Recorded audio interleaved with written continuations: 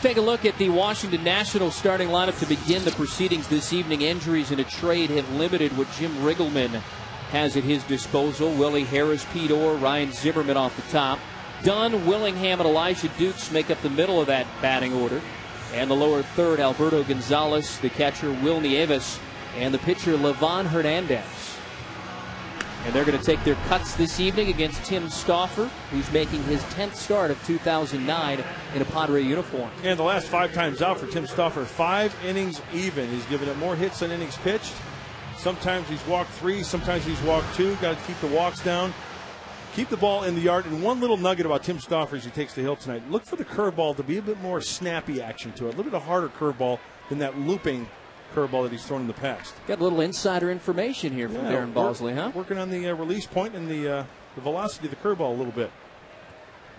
Willie Harris to lead things off, and we're underway here on August the 31st, the final game of the month of August in 2009. And then it is on to September and close things out for both these teams. And as mentioned, at the end of play this evening, somebody's going to be 15-14. It's been fun to watch for the Padres, especially the last road trip, traveling east to Atlanta and Florida. And even though Washington, having the year they are, 30.5 games out of first place, Padres 22.5. You're going to see some young guys hungry and wanting to make impressions for next year. A moment ago, you looked at Jim Riggleman there. Took over as the skipper in Washington in the middle of July, and the team has responded okay. 20-24, playing close to 500 baseball, that is, for a team that, is 40 games under 500. Well, when Jim Riggleman took over for Manny Acta, first and foremost, Jim Riggleman is a disciplinarian. He's not going to show players up, but he's going to have things run the right way. When we went to Washington, they were out early going over pitchers' fielding practice, hitting the cutoff man. He is a big stickler for fundamentals. Not a good start for Tim Stauffer. A walk on 6 pitches. Here's the Pods defensively here on Monday night. Adrian Gonzalez, you'll note, back there at first. His first action in the field since Friday in Florida. And out there in left field, Oscar Salazar. A start in left field. Have you ever traveled abroad, like to Europe? I have. You have to bring those adapters, right? Because of the current, electrical current. Salazar is the adapter. You can plug him in left field. You can plug him in at second base. You can plug him in at first base. I wouldn't doubt Salazar strapping on the gear and catching a few innings. I'll bet you he'd want to do that if needed. I wouldn't argue against you. Here's Pete Orr. Always a good guy to have in the lineup. Well, they got him for his bat, and he's coming off back-to-back 3-hit games. They didn't make the trade with the Orioles because they thought, that his glove would be too stellar. But gives Bud Black a lot of options, especially when you've had a team that's had quite a bit of injuries so far this season. I like the way he swings the bat, too. He's up there not afraid to throw that head of the bat. Got some pop in that bat.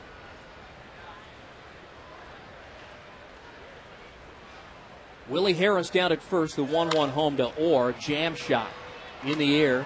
Shortstop Everett Cabrera is there, and he'll make the catch for out number 1. Nice little bounce back at bat right there for Tim Stauffer after the leadoff walk. Got in the kitchen of Pete Orr, the left-hander. Now you get up to the big boys. We mentioned in the pregame show, 3, 4, and 5. Zimmerman, Dunn, and Willingham. As we take a look, that's exactly where he wanted to throw that pitch. Nick Hundley was set up inside, so a nice adjustment by Tim Stauffer. Now our first look at the big boys here. Ryan Zimmerman followed by Adam Dunn. Zimmerman starts the night. You see 299, 27 homers, 90 runs batted in. And this Mudcat is the part of the lineup here with Zimmerman and Dunn. If you can control them, you basically can control the Nationals for a series. These guys, you put them together, they've driven in 30.3% of the runs the Nationals have scored this season. 27 home runs, Zimmerman. 35 home runs, Dunn. Zimmerman just a tad, 1 point under 300. They're both going to drive in 100, let's face it. Dunn's going to hit 40. Zimmerman may hit 35 or more. It's a good combination. Here's the 0-2 home to Zimmerman, and that missed just off the plate. 1-2. Now, if this were Baltimore tonight, where Andy Pettit nearly threw a no-hitter against the Orioles. That was a strike. Absolutely. I think if Tim Stauffer goes out there continually tonight, depending on how deep he goes into the game, he may get that call. We'll have to see later on. 1-2 home, swing and a miss, and down on strikes goes Zimmerman.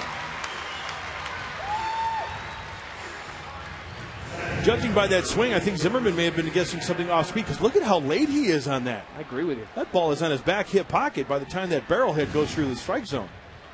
So a nice piece of pitching right there by Tim Stauffer. That's good stuff. One more big gun to deal with here, and it's a guy who has just worn out the right field porch here in San Diego, and Adam Dunn. Now, I was perusing the numbers today. As far as opponents are concerned, hitting home runs here in this ballpark, Adam Dunn has hit 7. Only Andrew Jones has hit more.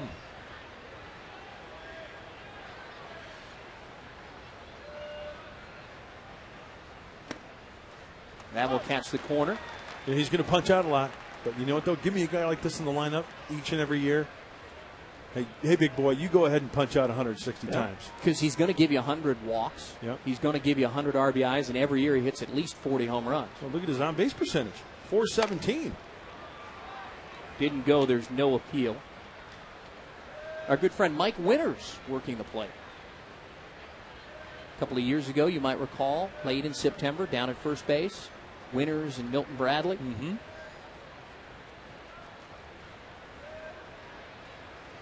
Stauffer will check in on Harris, who has stolen 9 bases this season. Another thing we're going to have to look at in this series, this short series with Jim Riggleman's Nationals, like I mentioned, they're 30.5 games out. Why not be a little bit more aggressive? Like maybe with hit and running. They're not going to do that here, but sending guys in certain situations, seeing what they can do. Well, that's, Manny Acta kind of always played it by the book. Dunn goes after a high breaking ball. Snuck that 87-mile-per-hour slider right past him.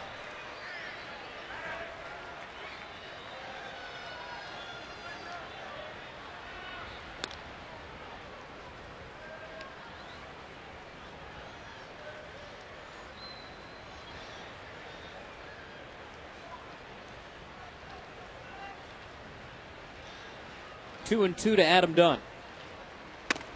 Called strike 3, got him. Well, nothing comes to the lead walk, and Tim Stauffer bouncing back nicely from walking the leadoff man to open this ballgame, and Willie Harris, nothing for the Nats.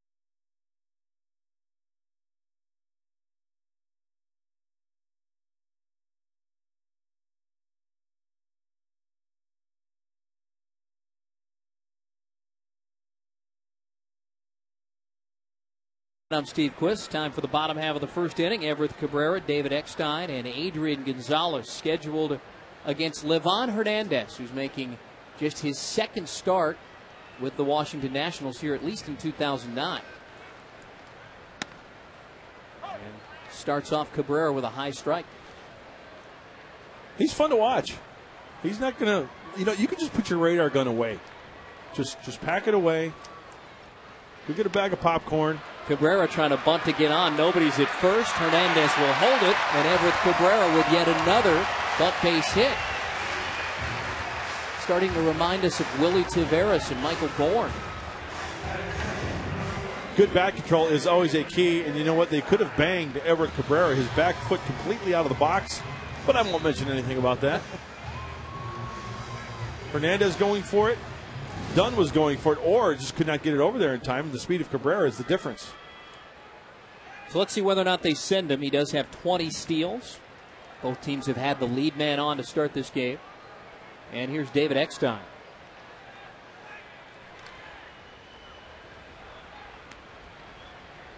I think Livan Hernandez may throw the ball harder over to first base than he does to the plate.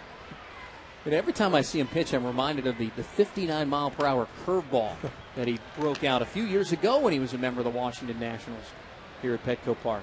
His second stint in the nation's capital.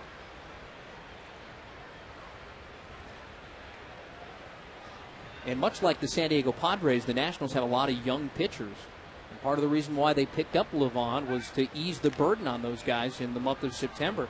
You've got a number of rookies, guys in similar situations to Matt Latos. They like to limit their innings, maybe shut them down to end September and get the journeyman out there to eat up those innings. Absolutely, because Eckstein shoots one into right. That's going to fall for a base hit.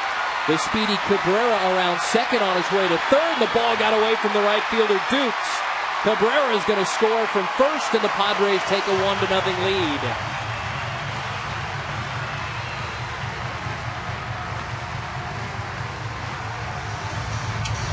Credit Eckstein with a double. There'll also be an error on the right fielder, Elijah Dukes, which will be his 7th of the season, and there's no RBI. I think David Eckstein may have gotten a little help after this thing from the bullpen chairs and his bullpen coach. It's amazing. They saw that ball coming. Nobody scared it at all. Cabrera comes around with the first point in the first inning. And that's a good sign. The Padres leading early. That's a tough error to hang on a guy down there because nobody moves the chair. Yeah. Here's Adrian Gonzalez. Adrian getting his first start since Friday in the Florida series. He'd been bothered by a bicep problem in his left arm that kept him out of action all day Saturday, though he did pinch hit yesterday in Florida. Bicep left arm. Have to keep an eye on the extension of Adrian in that bat, because see if he gets good extension on the outside part of the plate. Seems like the bicep area would be affected when a hitter would really extend, especially being a left-handed hitter. That's your top hand. Not really calling it a strain, more of just some tightness that, after 48 hours in the humidity, might have been able to work out.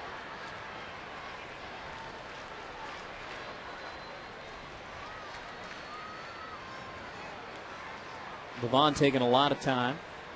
Adrian allows for that. Here's the 1-1 plate word, and it missed inside.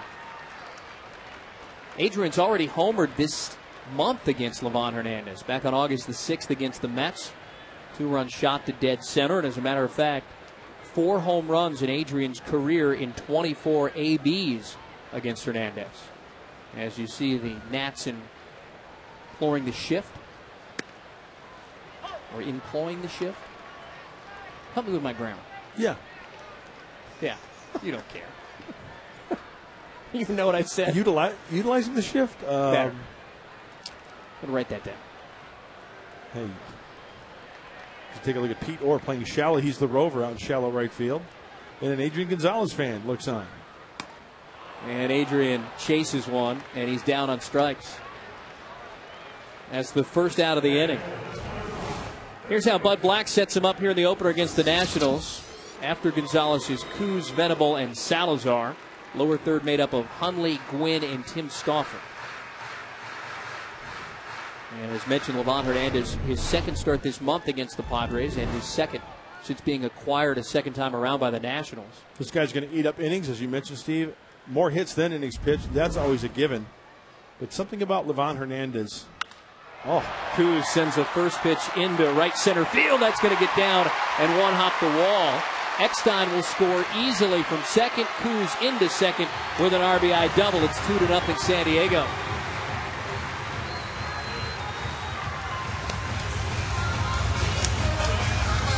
The run batted in, the 77th of the season for Kevin Kuzminoff.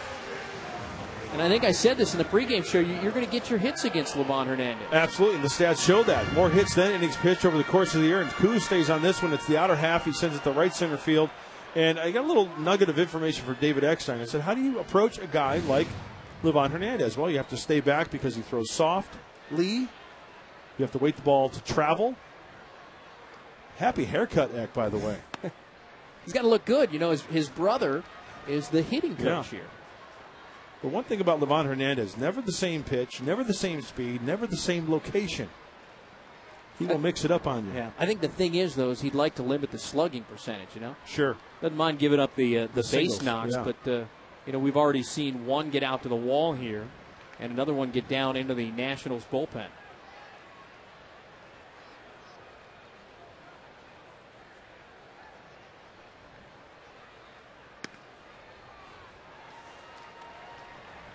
Oh, yeah, he's trying to make William Venable a 2-0 count, seeing something off speed away, but William not biting on it, going to 3-0.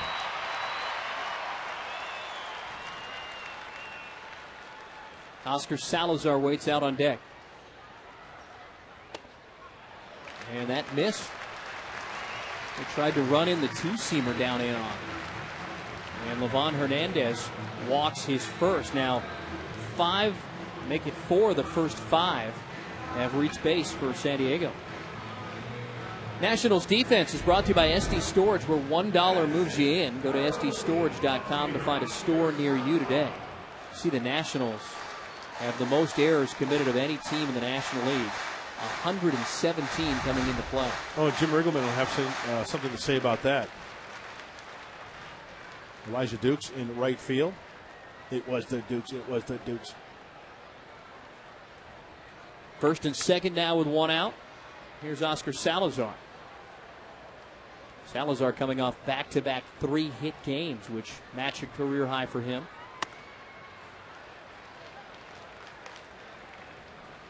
You know, the thing we were told, too, is that Jim Riggleman, much like the end of a high school or college game, after losses, it addresses the team. You don't see that a lot in the big leagues. It's not a long time that he'll address the team. It's not like a 10 or 15-minute speech.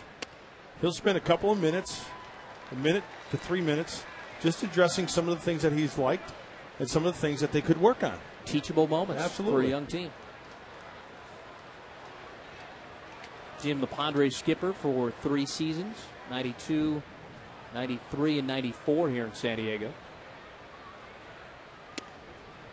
And that's a strike, 2-1.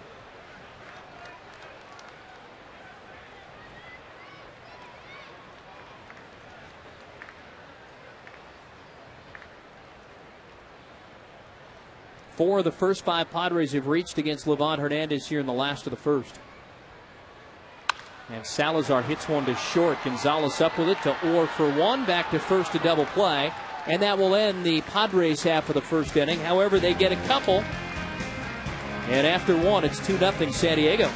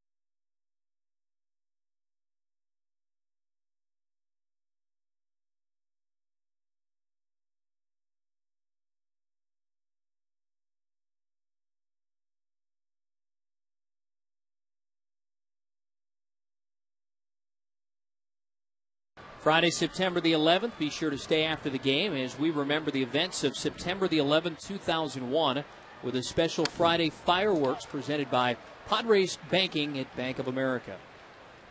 To the second we go. Josh Willingham, followed by Elijah Dukes, and then Alberto Gonzalez scheduled against Tim Stauffer, who has been staked to an early 2-0 lead here this evening. Quick inning right here. Get it back in that dugout. Although Willingham, part of that 3-4-5 we were talking about earlier, having a fine year. Looks at a strike. 1 ball and 2 strikes. By the way, there's been a scoring change. No longer charge Elijah Dukes with an error in the first inning.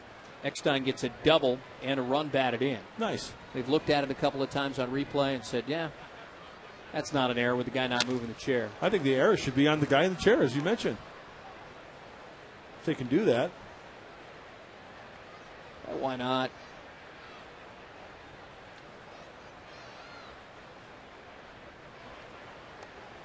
Willingham wants time.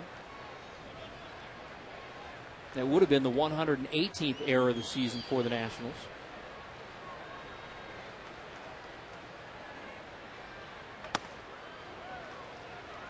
Full 3 balls and 2 strikes. Let's revisit that play. He's not even moving until the ball comes up to him. I mean, first of all, you have to get up. You have to direct your outfielder, too. Hey, here it is. Point to it. Help him out as much as he can. Cabrera backhands in the hole and will throw out Willingham to open the second. And in defense of tonight's official score, it's a tough angle from up here. You know, if you're looking at our vantage point or his vantage point, you know, it looks like that ball kicks away like Dukes touched it. Right. It's hard to see until you take a look at our camera that is, you know, down the third base line and the one that's up on the second deck here. Then you get a better idea of exactly what happened. I'm trying to look at his number. I don't know whether it's just a bullpen coach or what. It looked like his number was 80-something. We get the September call-ups tomorrow with a lot of the coaches. 88. There is no 88, though, on the thing that we have that, you know, with the lineups each and every day. You know what? I did see this gentleman's back as that one is grounded to short. Another backhanded play by Cabrera. That one more spectacular, but he throws it away at first. Elijah Dukes is on, and that's going to go as an infield base hit. Nick Hundley right back there to get that ball to prevent any further damage. Yeah, you're not just a spectator once that ball is hit. Nobody on base behind home plate. You got to hustle down the first base line, backing up. In case that runner, as we take a look, in case that runner makes one little movement towards second base, one little commitment, and then he is live bait. Everett getting to the ball nicely. That little slide may have hurt him a little bit, and then he rushed his throw just a tad. Second base runner of the evening for the Nationals, and here's Alberto Gonzalez. Christian Guzman is the regular starting shortstop here in Washington. However, he's got a tender foot that's going to probably keep him out maybe this entire series, at least from starting at short. Yeah, he's battling bunions. That's hit into right field, and Venable is back on it, Ooh. and he'll make the catch. Almost right in front of the bag at second was Elijah Dukes. He'll trot back to first. There are 2 outs. Well, Padre fans, big appetite, small budget. Satisfy both with Sequan Casino's incredible all-you-can-eat prime rib buffet, now for only $10. You know why I love athleticism? For that reason we just saw. William Venable played on the hardwoods at Princeton, played collegiate basketball at the top level, right? Did you see the first break he took? Directly towards center field, but then he was able to make up and go directly back out center field. Sure, it could have been nasty, but you know what, though? He made up with athleticism and speed to make that catch. It wasn't pretty before he made the catch, but the bottom line is that was the second out. Eckstein steps on the bag for the 3rd out of the inning. A runner gets on. He's left.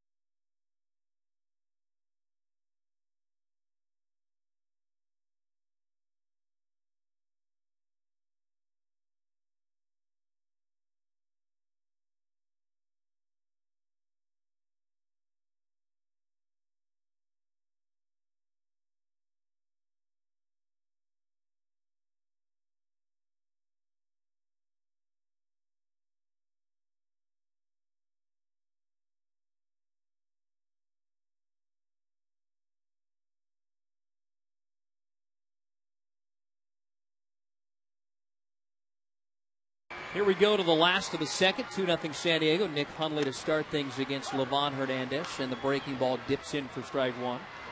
Tony Gwynn, Tim Stauffer to follow.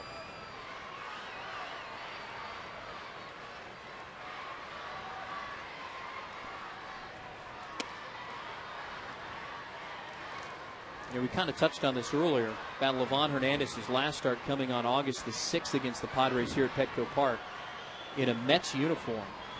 Mets released him on August the 23rd. Padres scored 7 runs against him over 5 innings back on the 6th. And he'd been throwing well up until that start, then followed up his poor start against San Diego with a couple of more bad starts. And the Mets said enough is enough. I would think that's hard to do on that team that's been riddled by injury. I was just going to say that, and I was thinking about that before the ball game. I mean, here's a guy, seriously, Levon Hernandez could throw 200 pitches a game. Mm-hmm. His first pitch of the game is going to be the same as his 200th.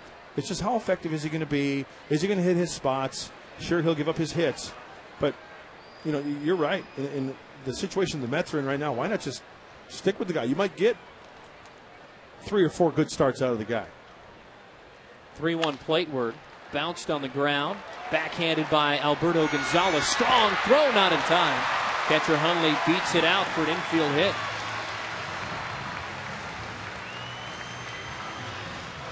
That's the 4th hit already for San Diego. Okay, just putting the ball in play, huh? Randy Reddy doing a fine job working with these hitters. He had a serious plan working in every series. Hey, the last series against the Florida Marlins in Florida, they did not score a lot of runs here at home. And clearly, Nick Hundley beating that out. They had a mission. They had a mission against the Marlins, and they went and they played good baseball. Hit the ball well. When I think of Levon Hernandez, that's what I think of right there. Giving up balls like that. Not ones to the wall in right center or left center. He'll give up some of those too, but you're right.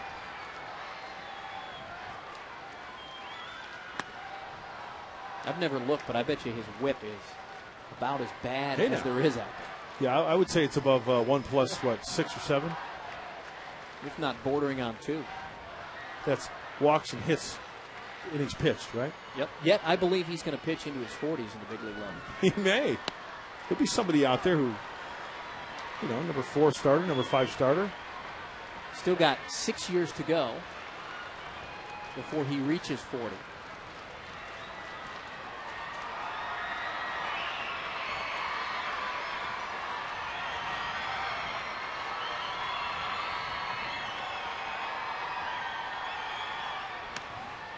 Went off the plate, missed. It's even 2 balls and 2 strikes.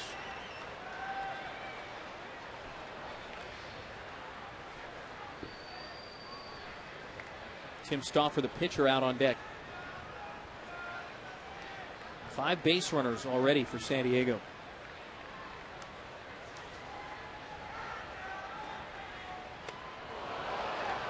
And out in front was Tony Gwynn, and he's down on strikes. Second punch out of the evening for Hernandez. Gets him on that 65-mile-an-hour curveball. That's what he tries to do, have you fish for the pitches that are out of the zone. And Tony could not see. His front foot was out there, and he just started to lunge out there and then committed and could not hold up. You could have done the Bugs Bunny multiple swings on that. Like the changeup, the Bugs Bunny changeup. Didn't he strike out the side on one pitch?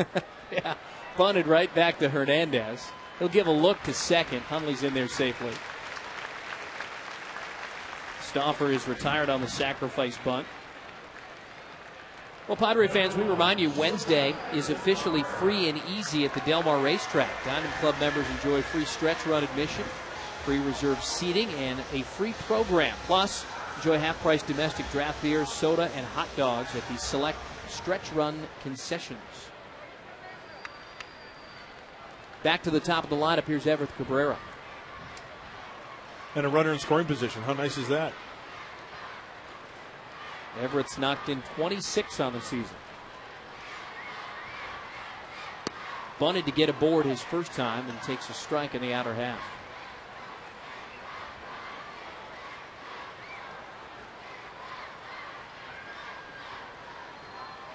Talk about Hernandez being well-traveled. Actually threw out the first pitch in Nationals history back in April of 2005. And it was the first Major League pitch thrown in the nation's capital in 33 years at that point. I can't believe that it's already been that long, 2005, since the Expos left Montreal and went to D.C.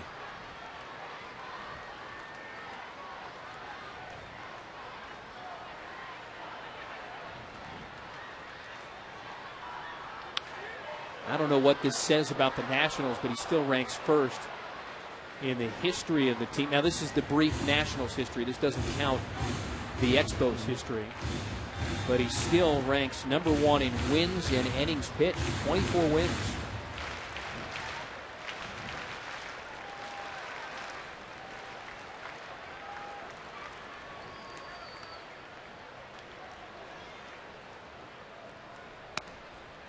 Two and two now on Cabrera.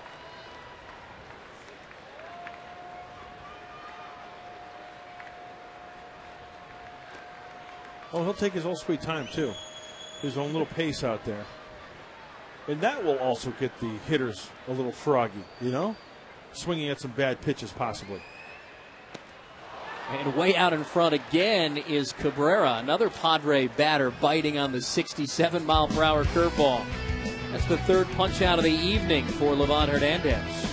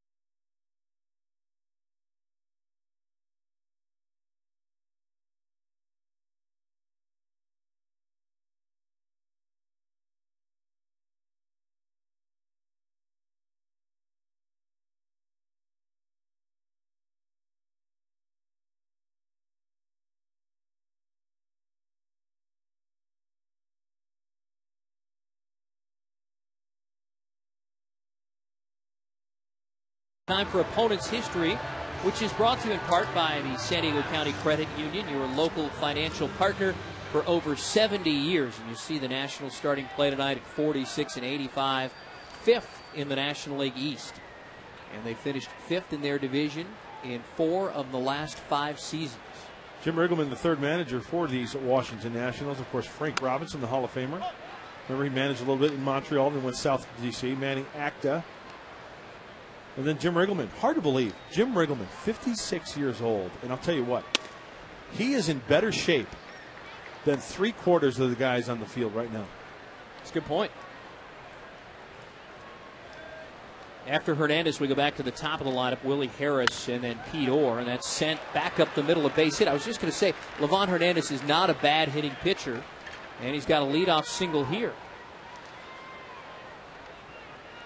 Well, here's tonight's Energy Resource Center Power Player answer. And we asked you before, moving to Washington, this Expo pitcher threw a perfect game through 9 innings before giving up a hit. And your answer is C, Pedro Martinez.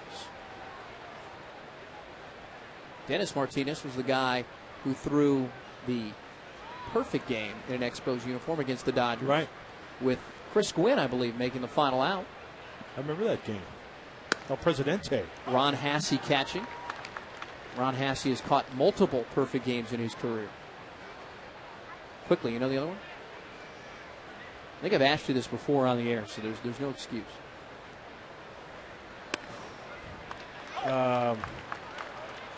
Perfect game? Perfect game. Joe Girardi. Len Barker, 81. Municipal Stadium, Cleveland. Cleveland. Oh, I thought you said catcher. Sorry about that. Did I phrase it wrong? Who has caught multiple perfect games? Len Barker was a pitcher, right? Right. That one's going to skip away from Hundley, and Hernandez down to second.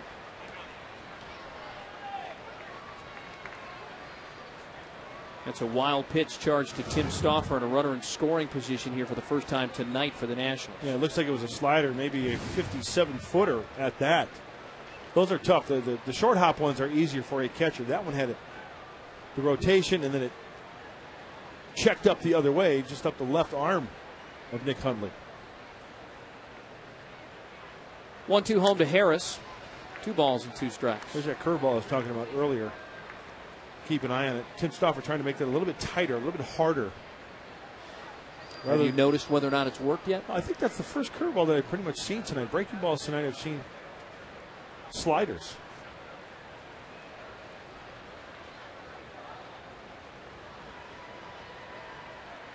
It's going to take one getting to the wall to get Livan Hernandez home.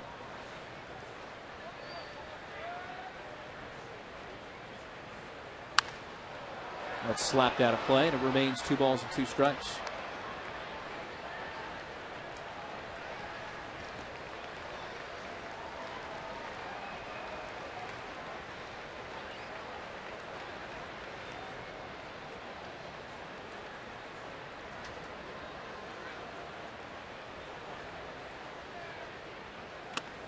Called strike 3. Inner half of fastball at 85 miles an hour. So I think he might have gone with a little tight slider here. I think you're right, Steve. You see the rotation, see him work around that baseball. A nice frame job by Nick Hundley. And he gets a huge punch out. Well, there you go. Tim Stauffer, the breaking ball, so compact he even fooled me tonight. That was a good pitch. Good location, too. So Harris is erased. Pete Orr, the batter now. Let's take a look at Matt Latos, suffering a loss yesterday in that series finale in Florida. And that's a little dunker. Let's see, will it get Hernandez home? They're waving him. Win up with it. And Livan Hernandez will, in fact, score the first run of the evening for Washington. And it's 2-1. Well, you really hate those as a pitcher. You make a pitch, it's off the end of the bat, or you get jammed, and then all of a sudden it just drops in the Bermuda Triangle out there. You'd rather give up a P-Rod right at an outfielder, right? And then Hernandez would stop at third base. He wouldn't be able to score if the ball was hit sharply to an outfield. But Orr fighting that one off like a check from Bobby Orr.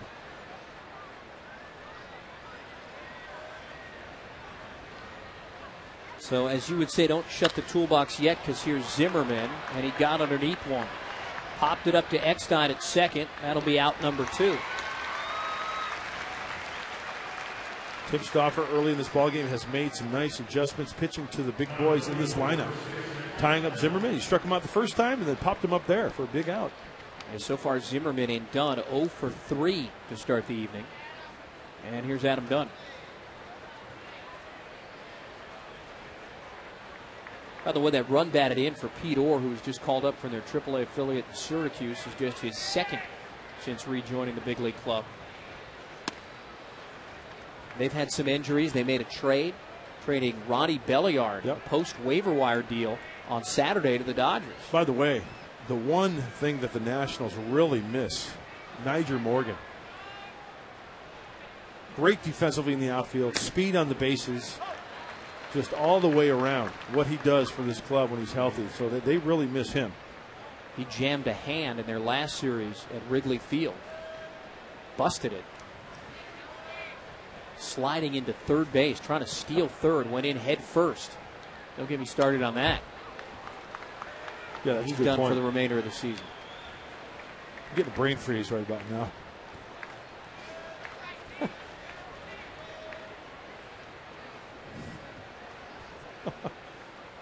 One final one here for summer, right? Before it's back to school. That's right. Big pitch coming here, and boy, they almost had Orr leaning over there at first as Stauffer checks back in on him. You know, the other thing that Morgan did well that the rookie pitchers are going to hate to see, now that he's not in center field, he can take away a lot of runs. Oh, yeah. Run balls down in that big center field gap out there at Nationals Park. Went off speed, missed outside, 2-2.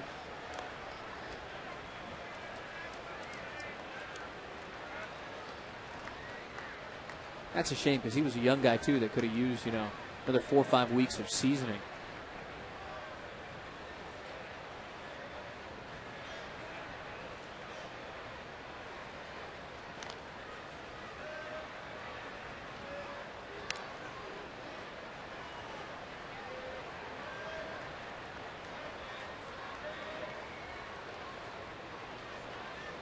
Stauffer got done looking his first time up. And the 2-2 home called strike 3 again. That's twice he has punched out Adam Dunn. Gets him on the outer half. Oh, yeah, the corner of Convoy and Balboa. Thank you.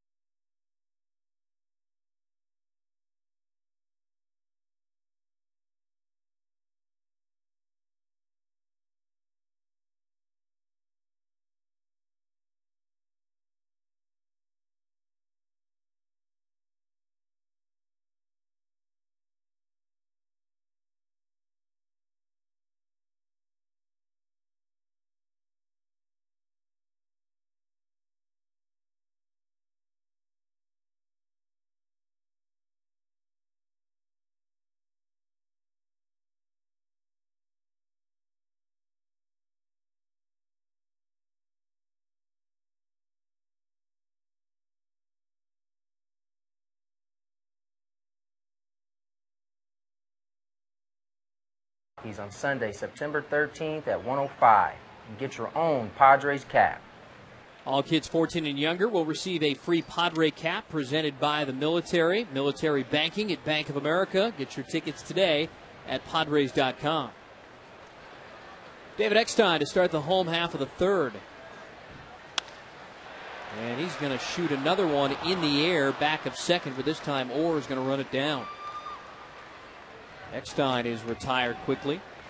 You know, David Eckstein, we know he signed that extension for next year, right? Which is a great thing for Happy San about Diego. that.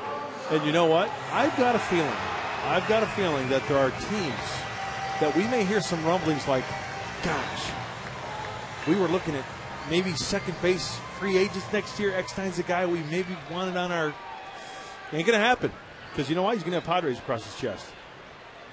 Adrian Gonzalez, first pitch swinging, bounces it on a hop to Orr, who is playing about 15 feet deep out there at second. And Adrian Gonzalez is retired. A couple of quick outs here for Livan Hernandez.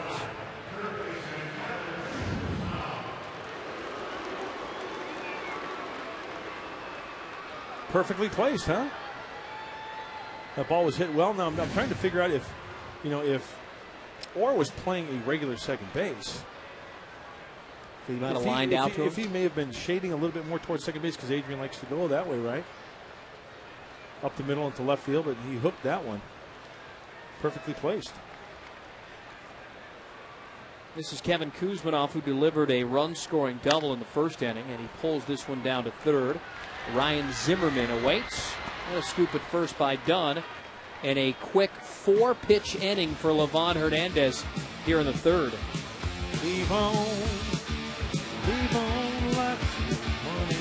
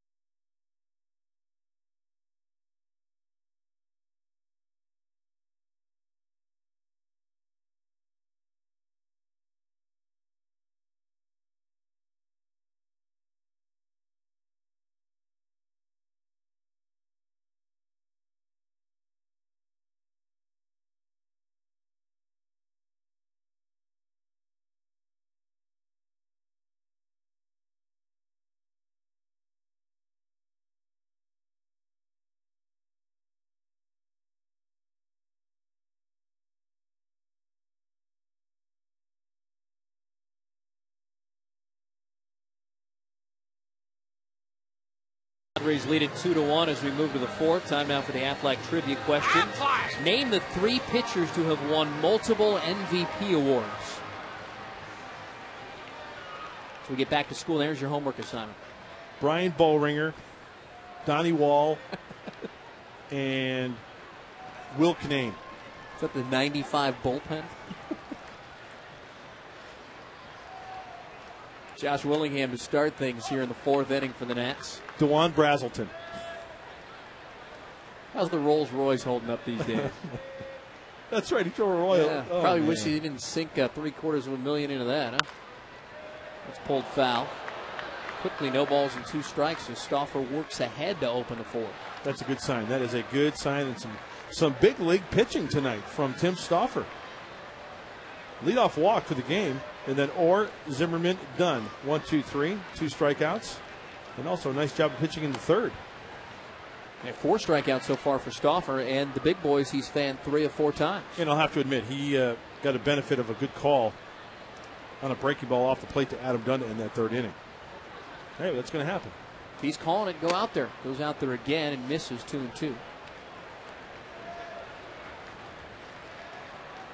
Elijah Dukes and Alberto Gonzalez are going to follow here in the Nats half of the fourth.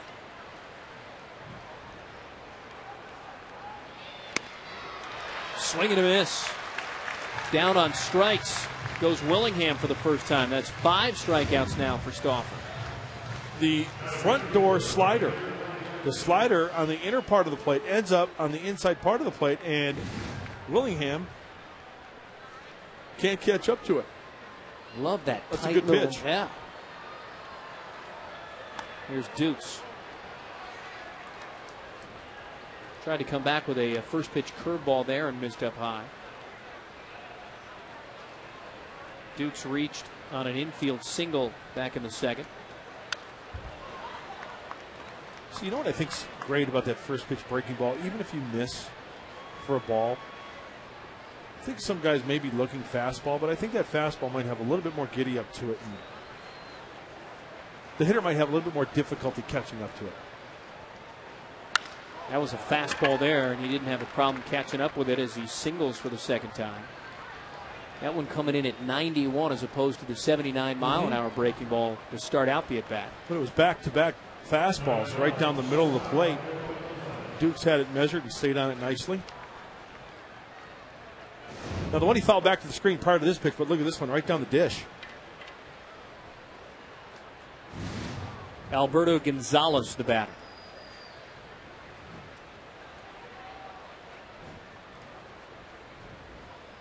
Oh! Oh, look out. Hit him. And there's going to be 2 on with 1 out. And they are already down a number of players. They cannot afford to have Gonzalez out of action here this evening. May have hit him in the chest. Made a funky sound, I'll tell you that. Almost one where, I don't want to say it hit the ribs, but kind of, hit the flesh. Yeah. Certainly, if anything, he has the wind knocked out of him right now.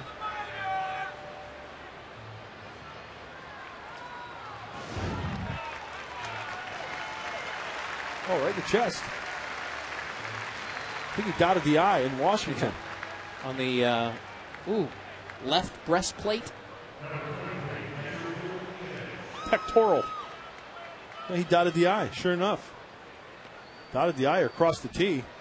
Good news is that he's up and down to first base. Dukes moves down to second. Gonzalez is on at first. Here's the catcher, Will Nieves, a former Padre.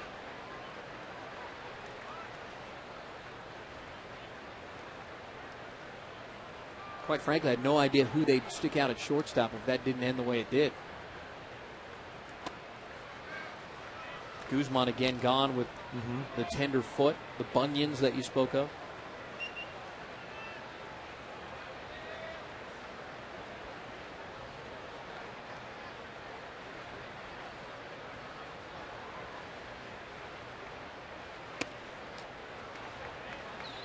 And now Stauffer falling behind on the number 8 batter, the catcher Will Nieves.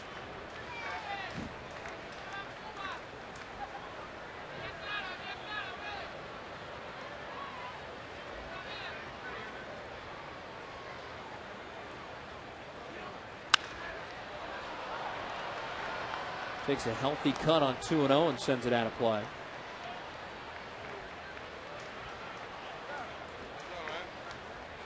Who would have thought the bottom half of the, I beg your pardon, the bottom half of the Nationals lineup starting to wear out Tim Stauffer a bit. Fouling some pitches off, making him get that pitch count up to 57 as we take a look at the breakdown. Really not the best ratio, but Tim's making some good pitches when needed, like That's that a one. Great pitch right there. 92-mile-an-hour fastball at the knees on the black of the plate. Trying to get that grounder with the force at any base and 1 out. That's a good start. Some guys have tried to hook that ball. Nieves has grounded into 5 double plays this year. This being the 57th game that he's played in. Didn't fish for that one, and it's full now, 3-2. Nationals have the tying run at second here in the 4th.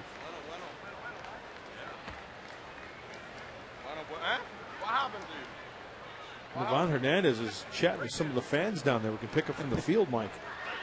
Oh, he'll have a good time now. He has fun playing this game of baseball.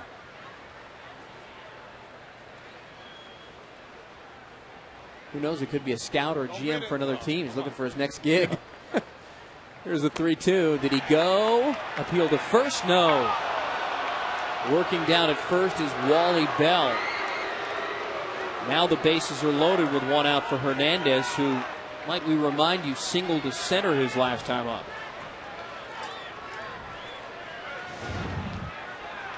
Breaking ball down and away. Kind of tough to tell. Side angle. Oh, if he hits it at the double, I think he went. I say bang him. Darren Balsley to the mound now.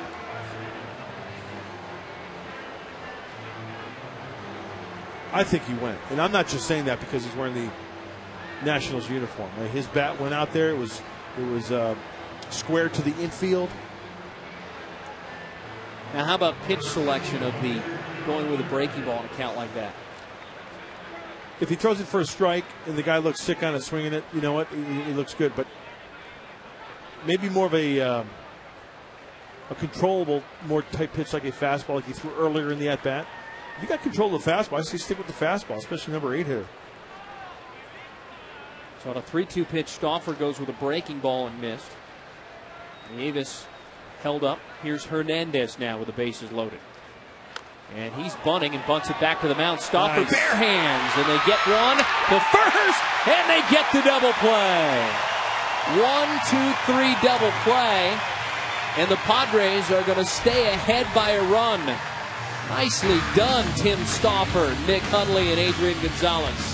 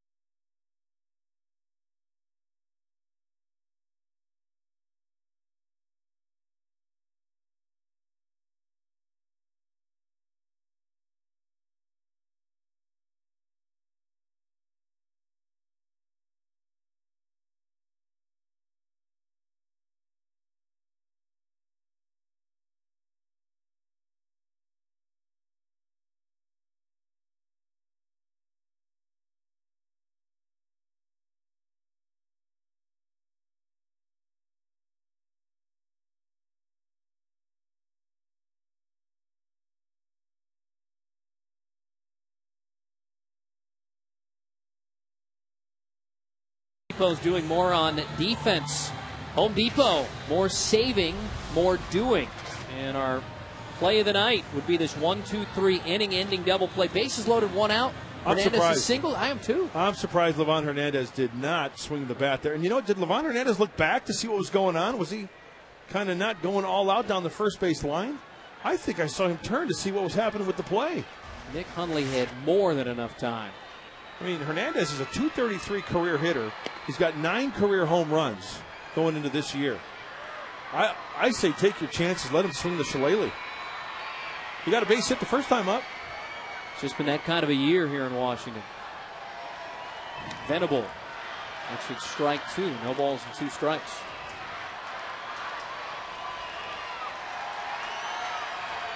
Nick Hundley just alertly knew who was running.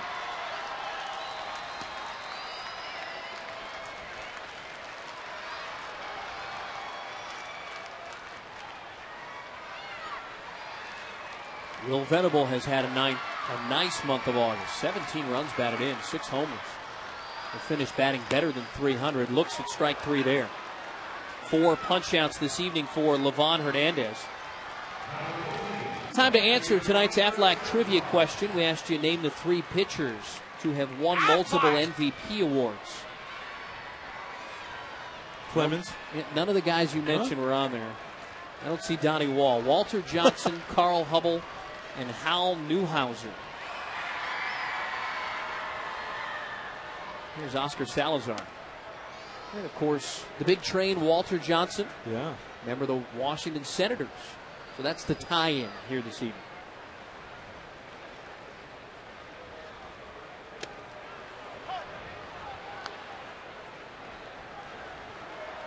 Walter Johnson, a graduate of my high school, Fullerton High School. Really? Orange County. Strike 2, 1-2.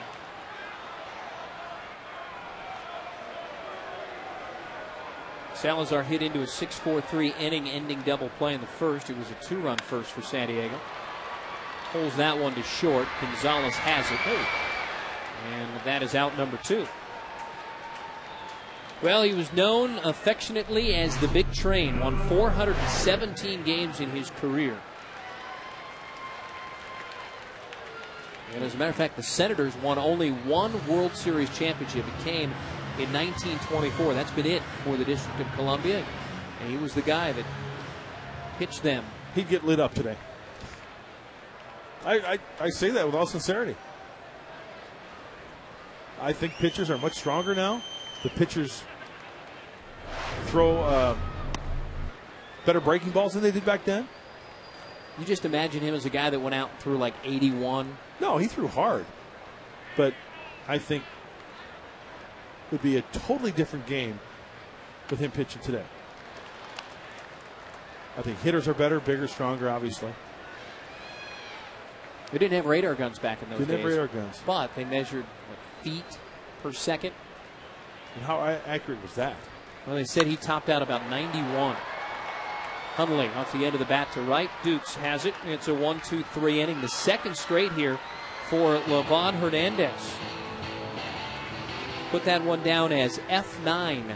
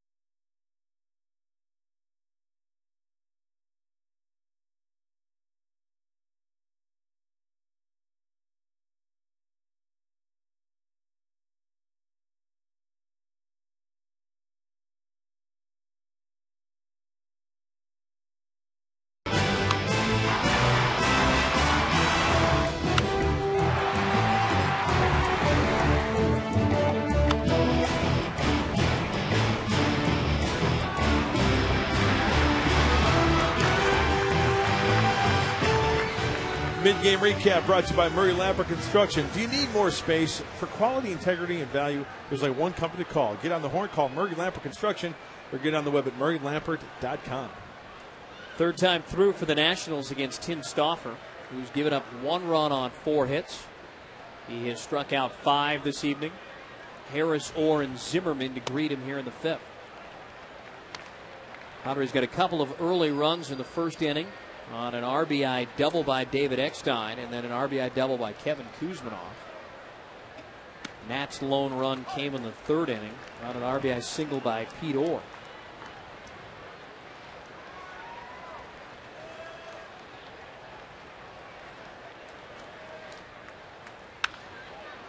And leaping forward is David Eckstein, and he will deny Harris his first hit of the night. 1 away, Pete Orr will be the batter. David Eckstein always doing it the right way. Two-handed grab, covering a double play, on the turn, just having that hand up there just in case. By the way, did you look at the message board between innings? As Orr squares to bunt. And I got chills. How about that? Congratulations to the Parkview Little Leaguers. We're kind of waiting until they get home. I know they're supposed to come home about 10 tonight before we officially congratulate them, but everybody else has. So on behalf of all of us here at Channel 4 and the Padres, that was awesome, young men. What a great run. And you think about it, the odds. As we take a look at the last out. Brett Musburger. Look at Kiko Garcia. He did not want Luke Ramirez, who's 6 foot 215, jumping on him. He was trying to get away. Second ever San Diego County team to win it. 61 La Mesa with Brian Sight, the former Aztec quarterback and NFL quarterback as well. They won it. Back then it was single elimination, but you didn't have the pressure of television and all that. You talk about a bonding experience for those kids. Those kids are going to be 20 years old, 30, 40, 50, 60, 70, and they're going to have reunions, and this is something they're going to enjoy for the rest of their lives. Rock stars. They are rock stars. Trotting back on it is Gwynn for out number 2. The thing I found fascinating reading the cover story in the Union Tribune, there was a guy in there who was quoted as saying, that run actually saved my marriage. My wife and I hadn't spoken for a while. We sat there and watched the run on television for, the 2-week period. Brought us closer together. It's good counseling. Cheaper than a divorce. My wife was tuned into it every time they were playing. Hey, I even got a little closer with my 9-year-old son and 6-year-old daughter. It was a lot of fun watching that. How many teams were there? 6,500 in the world? 6,500 around the world started out. So you could make the argument it's tougher than winning the World Series in Major League Baseball. Absolutely. They faced 8 elimination games and won them all.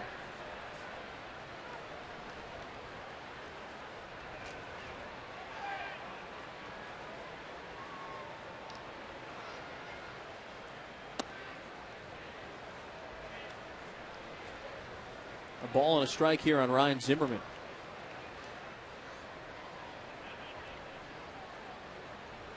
I think they're going to have a rally for those kids on Friday down in Chula Vista. They should have a parade in downtown San Diego is what they should do. Oh, I bet you there's many special moments to come. Find a way to get them on David Letterman or something like that. Sure. I'm sure Sam the cooking guy will do an episode with him. Have to do How to some make cooking. ballpark nachos. Yeah. It's only just begun. Stauffer now falls behind 3 balls and a strike on Zimmerman. Just think when they come to the ballpark, and they'll probably be honored here at Petco Park, that they are just shaking in their boots getting to meet John Weisbarth.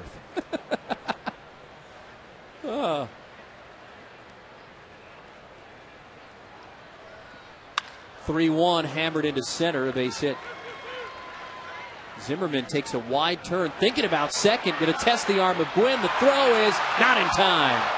It's in around the David Eckstein tag for a double. Yeah, I swear, I don't know whether this is Marquise Grissom's voice at first base or whatever. Right out of the box, I heard 2-2-2-2-2 because the ball's hitting the gap. Let's take a look first at Tony getting it, and the good throw, and Eck, short hop. Very close play at second base. Watch Zimmerman sliding towards the inside part of the bag, avoiding the tag. I heard exactly what you heard, Brent. Maybe he's thinking, hey, Salazar's out there and left. Let's test the arm, just in case he gets to the ball. Adam Dunn now. And he rolled over a breaking ball. Stauffer to cover, and the flip, and nothing comes of the 2-out double. Nationals leave yet another, and Stauffer has held that man in check.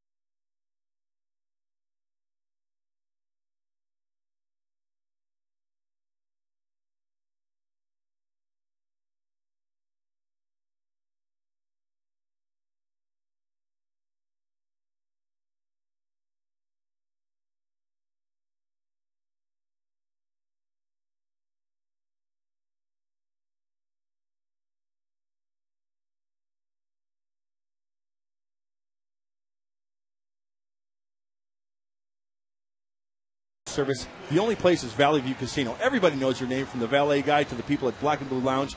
When you join the Players Club, you get a lobster buffet free. Can you imagine? Free. So go up there to Valley View Casino.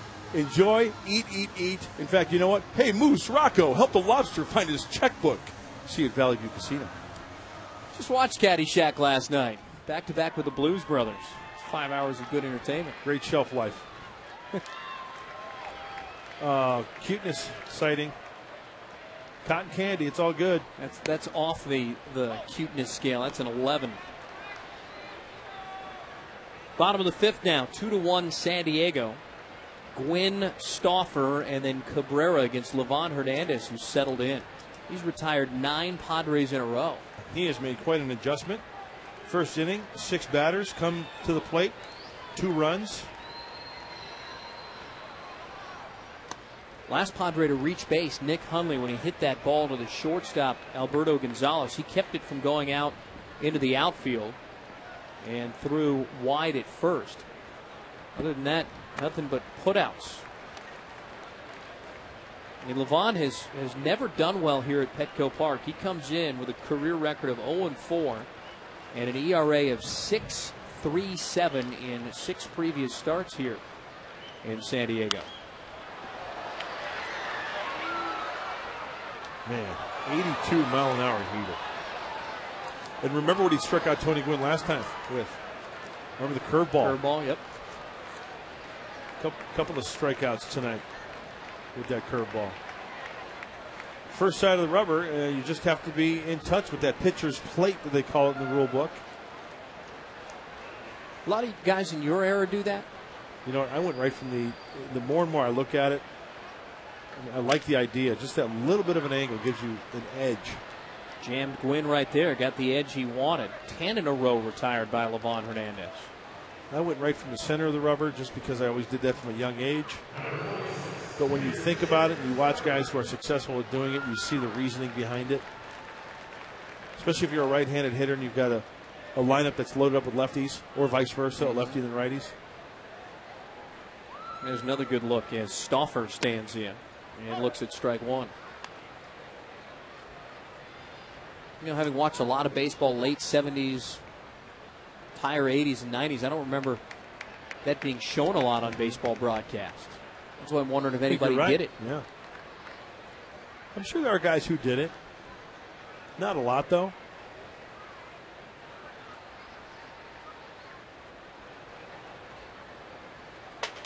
Stauffer broken bat to short. Gonzalez up with it. And there are 2 away. That's 11 in a row retired now by Levon Hernandez. As we take a look at that bat not dying a hero this evening, we can tell you the Padres offer great ticket discounts to all military personnel. Military discount tickets available at the advanced ticket windows at Petco Park and select local military-based ticket offices with a valid active ID. A dependent, reserve, retired, or DOD ID card acceptable as well. Save $6 off any available ticket, regularly priced $14 or more. Visit Padres.com for more details. Everett Cabrera in the top of the lineup here with 2 outs. Well, this is exactly what they got Levon Hernandez for, to eat up these late season innings so you can shut down your younger rookies. Look at that. Where'd that miss? Thank you very much. 70-mile-an-hour curveball after the 86-mile-an-hour heater. So he's changing speeds on the fastball. 86, 82, low 80s. Goes outer half now and misses with the 85-mile-an-hour fastball. To date, they've had a rookie start 77 games already this season. Wow. So when it's all said and done after September, you're going to have probably 90 to 100 starts made by rookies. And we're going to see one of those rookies tomorrow in J.D. Martin. You know, when you see Levon throw and pitch, fastball, he's not going to top out any more than 86, right? 85, 86 top. But what does he do with that 84, 85? He locates it. Two-seamer. He locates it majority of the time. That's why this guy's been a winner since he's been in the big leagues. I resist the temptation to say, I'd love to stand in there and face him for an Look at at-bat. that. That would get me. Cabrera down on strikes. That's 12 in a row retired now by Hernandez as he fans his 5th Padre of the game.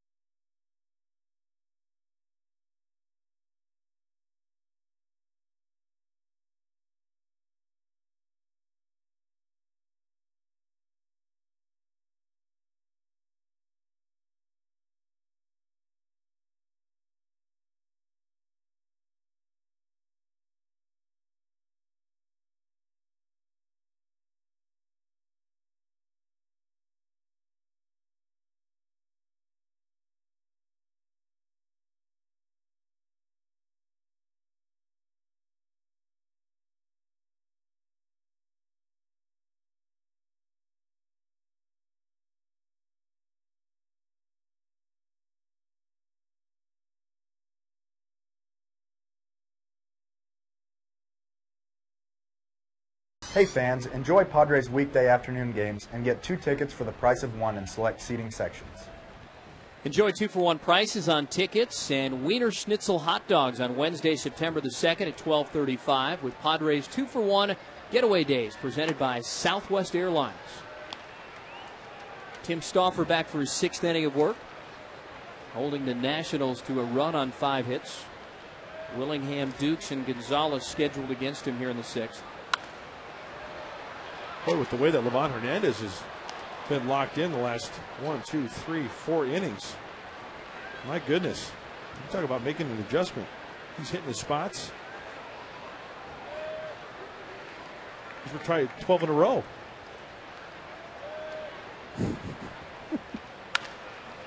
Grounded to third. Back on it is Kuz. Lost the handle, regains, and still has plenty of time to get Willingham. That's out number 1 here in the 6th inning.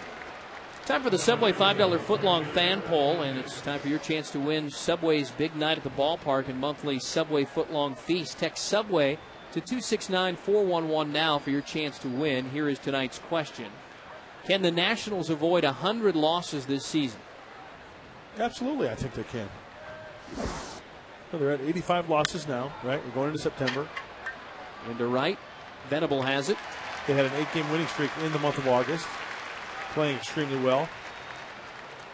Can they have an 8-game losing streak? Absolutely. Now let's flip over and look at the schedule.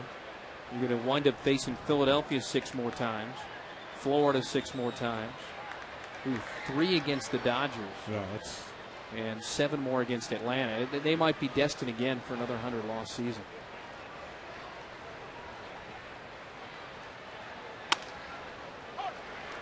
This is Alberto Gonzalez.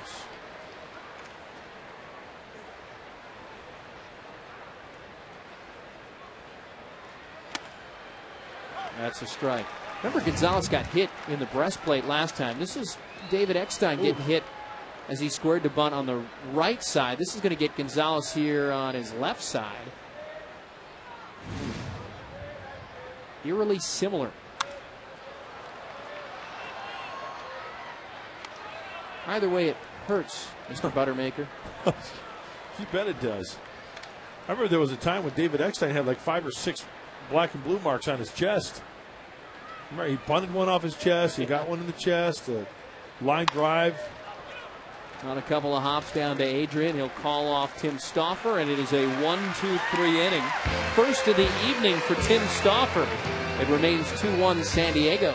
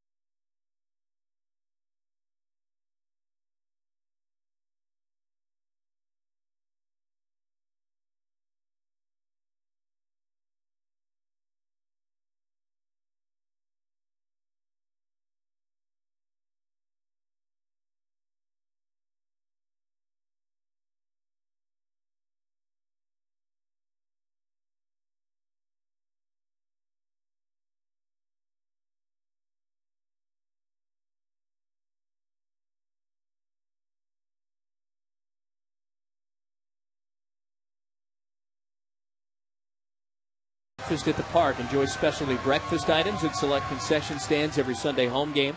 You can enjoy your breakfast from tables on the outfield warning track or the batter's eye porch before the game. Get there early. Seating is first come, first serve, and the Park at the Park gates open at 10:30. Visit Padres.com/breakfast for more details.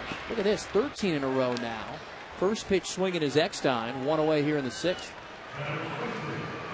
And David's brother, Rick Eckstein, right there, the hitting coach for the Washington Nationals.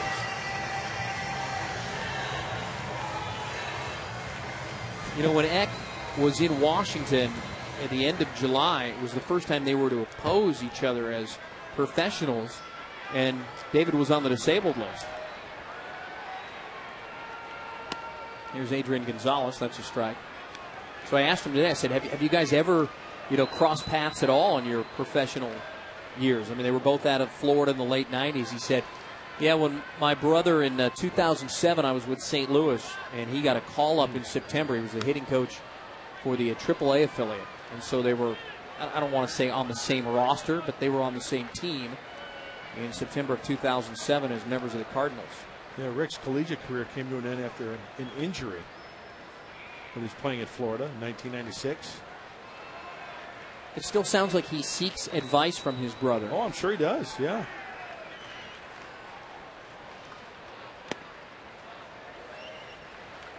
And they had a big gathering planned in Washington, D.C. back in July, and it just obviously didn't go the way they had expected. Still a lot of family and friends showing up for that series.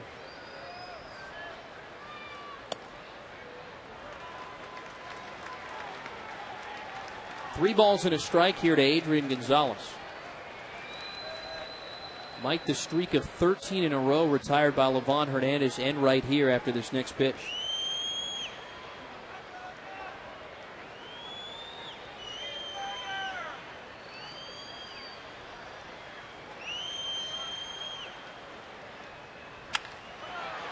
Little looper out into right field. That's going to fall for a base hit in front of Elijah Dukes.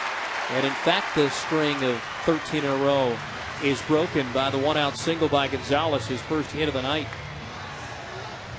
Let's take a look at the sequence.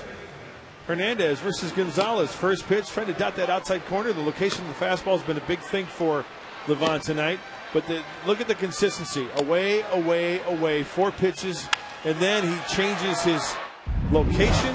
He changes the break of the baseball. Looked like a little slider trying to get into the kitchen, and Adrian adjusts on that one and wins the battle. Another terrific at-bat here in August. And yet another hit for Adrian Gonzalez here in the month of August. So not only trying to go in after going away, away, away, away, but going in with a little bit of movement in that slider. That's his 34th hit of the month of August. And Kevin Kuzminoff looks at strike one.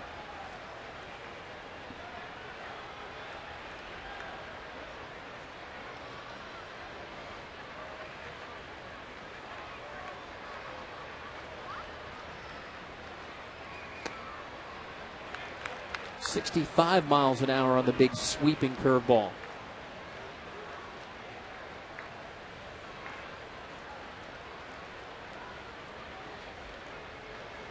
By the way, Livan Hernandez was the first ever national to make an All-Star game. Came in 2005. The one and only representative.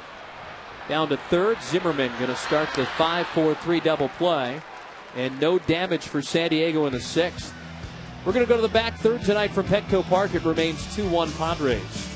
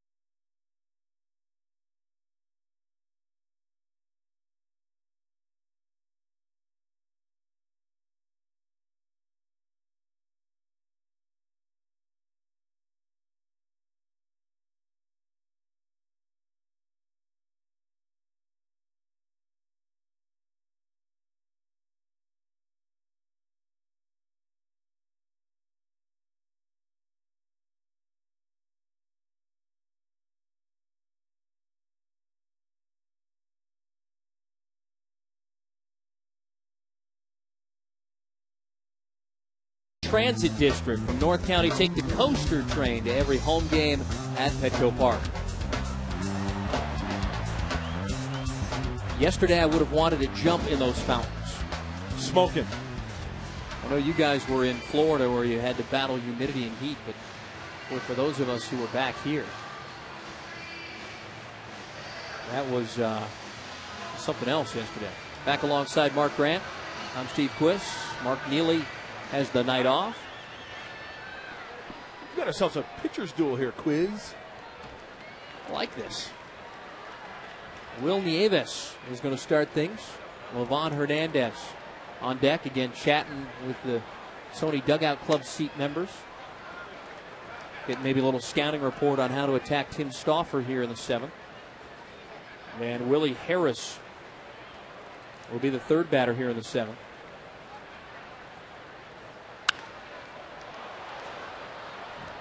Tim Stauffer has to be enjoying this start. His numbers coming in 0-3 with a 3.86 ERA here at Petco Park. His only 2 wins this season have come on the road, where his earned run average is almost a full run higher.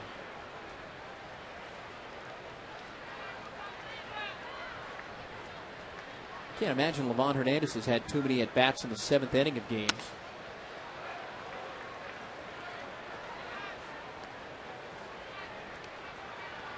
Stauffer's pitch count still a very manageable 85.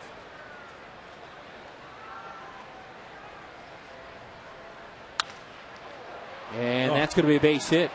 See if Venable can cut it off before it gets in the corner. He does. On his way to second is Nieves. The throw is in time, and they got him.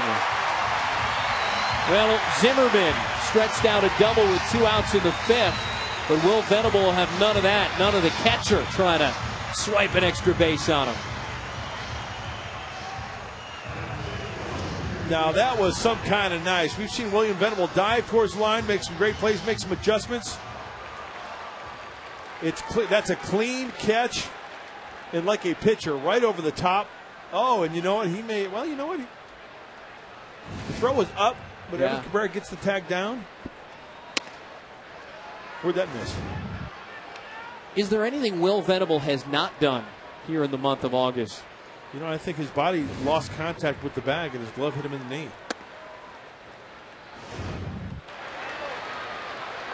Here he goes around first. Did he stutter step just a bit? He'll break stride just a little bit, and that's the difference. Misses him there, gets him on the knee, but then see how he comes off the bag? Mm-hmm. His front foot past the bag, and then he lost contact. And credit Venable out there because, he's fighting the elements, so to speak. The mound there, the ball rolls over the top of the mound. Mm-hmm. He had to backhand that ball, then make a good, strong throw to Cabrera. Well done all around. Stauffer sneaks a strike in on 3-0 to the pitcher Hernandez up there for the 3rd time. Really, I think one of the differences in the game was his 1-2-3 double play he bunted into. Yep.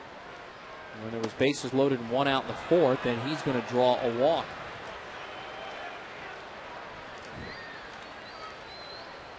Tim Stauffer charged with his 3rd walk.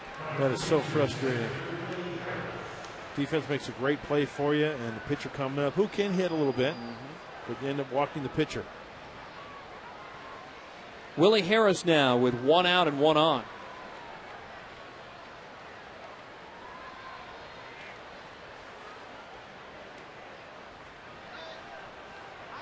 Adam Russell starting to loosen up in the Padre bullpen out in left center. Just in case. Breaking ball is pulled foul. Hey. That looked like it went rattled around in the Padre dugout. Matt Latos gets the souvenir. By the way, September call-ups tomorrow. Buddy Black talking about that today. And he said expect Edgar Gonzalez to get a call-up tomorrow and Eliezer Alfonso as well. They'll activate those 2 guys. Can't go wrong having 3 catchers in September. It always helps.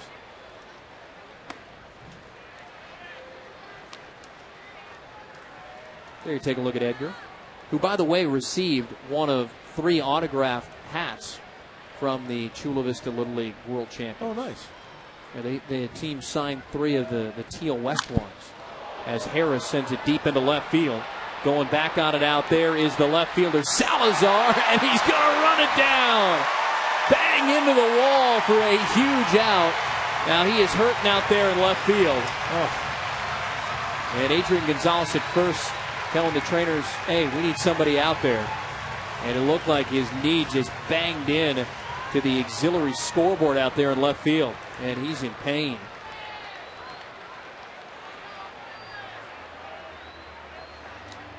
What a terrific catch. Winds up saving a run there. Outstanding play. Numbers of the infield. He makes the catch. And thank goodness there's a little bit of give to that chain link fence there in front of the auxiliary scoreboard. But still, he's going at a pretty good clip. And for him to, yeah, looks like his left knee maybe. Looked like he got a little bit of a shoulder in there too. Listen.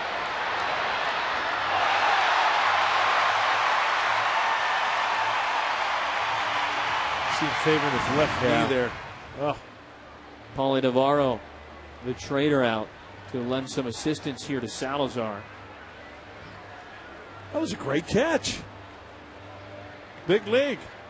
Really, he was playing in on Harris, who doesn't have a heck of a lot of pop in that bat. And as you mentioned, he's got to turn his back and letters to the infield and makes that great catch. And I'll tell you what, banging up there, that ball could have been jarred loose. This will give us a good look. You'll see a lot of baseball, and then does he cradle it up against his chest a little bit? Clean then catch. The pain sets in right about there and gets it in quickly. And we hear some cheering out there in the left field grandstands. Now they have Drew Macias as well as Chase Headley, who can be inserted and play out there in left field. And it doesn't look as if Salazar is going to continue. And Drew Macias, in fact, will come out and assume duties in left field as Salazar leaves, to no doubt a big hand here from the Petco Park faithful.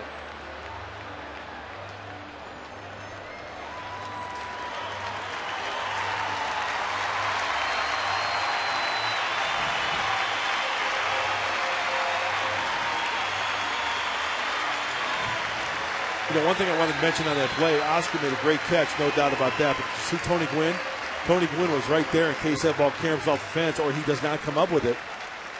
Backing up like a good center fielder should. Yeah, and I think if that ball gets away, Livan Hernandez probably does score because he's already past second base. After the catch, he gets the ball in, and Tony is right there.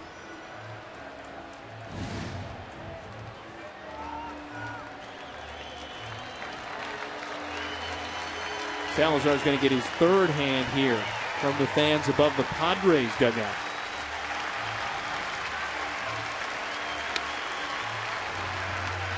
It doesn't look like anything too serious, which is even better. You know, I was just going to mention that. He's walking off under his own power, no assistance from the trainers. We'll get that looked at.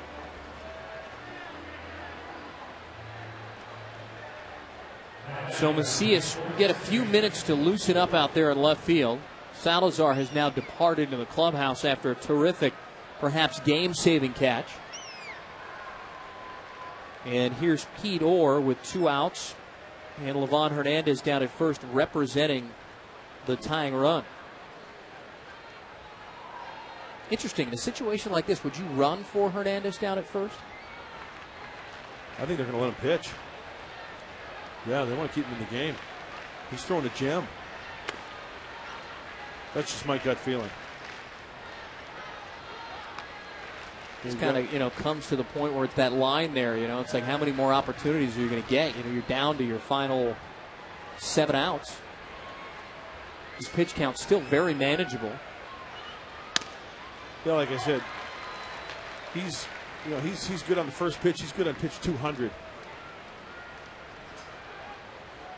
And tonight, Livan only at 72, so he's okay.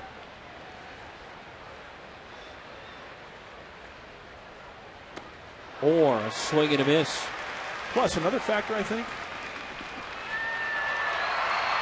when you've got, sure there are 2 outs, but you've got Orr at the plate, and then you've got Zimmer.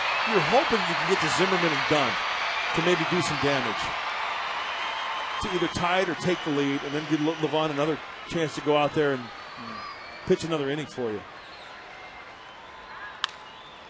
And that's a base hit past the dive of Kuzmanov. Hernandez pulls into second.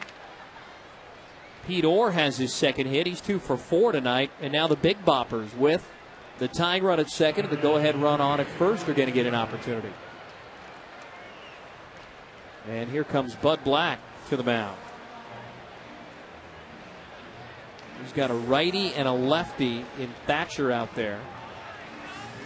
And a slow trot to the hill. Going to call in the infield as well and remove the baseball from Tim Stauffer. This pitching change brought to you by Discount Tire. Stop by Discount Tire for a free tire inspection at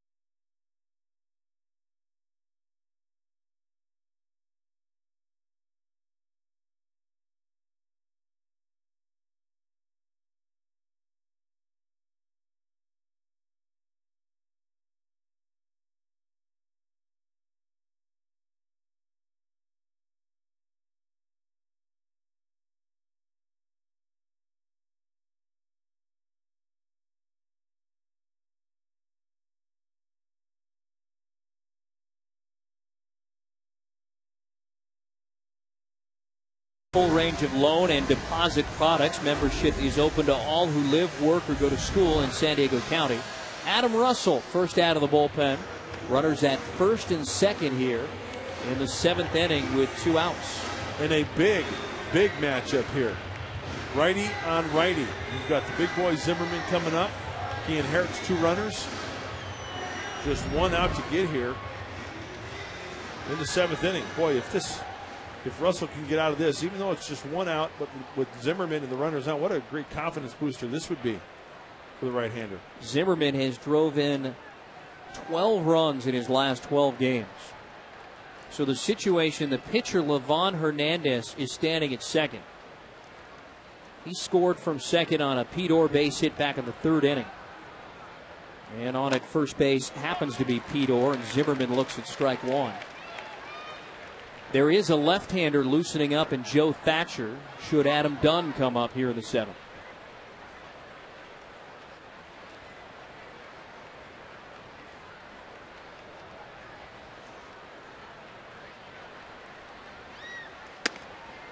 Good hard fastball on the outer 3rd.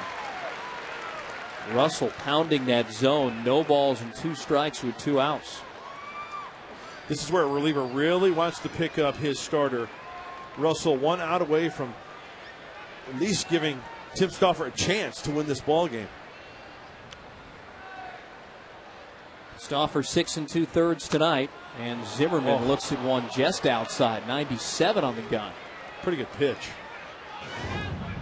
Tries to throw that 2-seamer to bring it back, and just off the plate a little bit.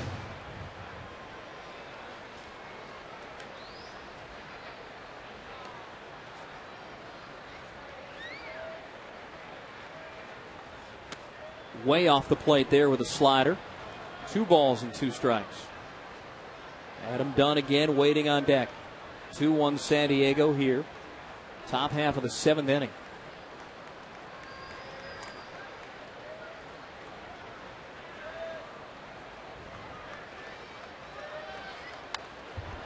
And he fought off another good fastball.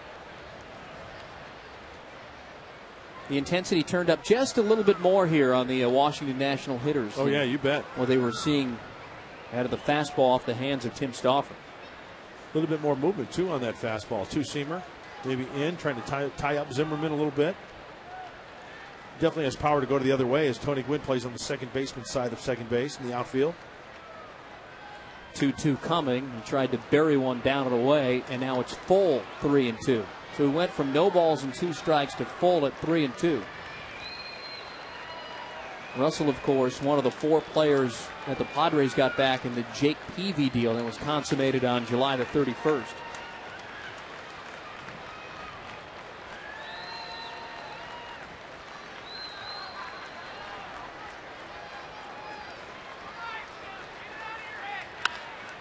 One hopper to short. Cabrera has it, and that will conclude the 7th inning. Russell comes in and gets an important out. After 6.5, it remains 2-1 San Diego.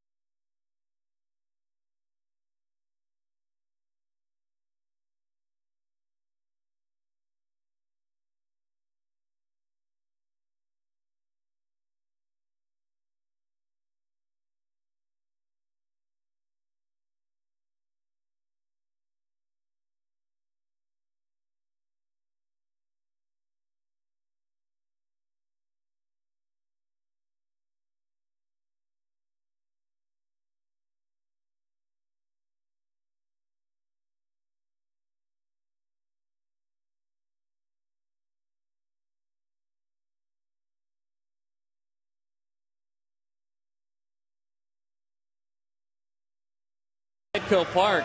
Fan Diego is the ceiling fan store with 4 locations. Check out fandiego.com for ceiling fans. Go to Fan Diego, and there's our Fan Diego fan of the game, or fans of the game. With it being so hot here recently, we need many, many fans.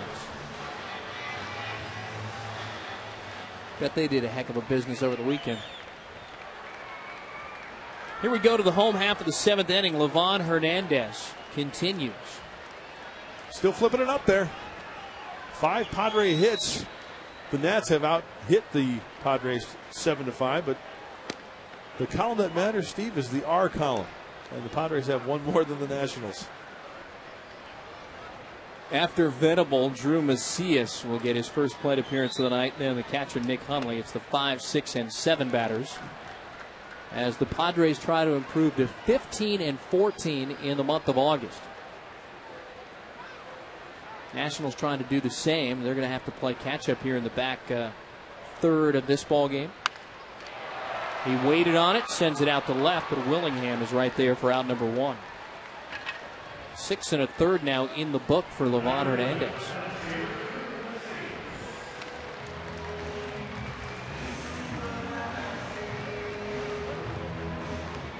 Here's Drew Macias. Time for our Coors Light freeze cam.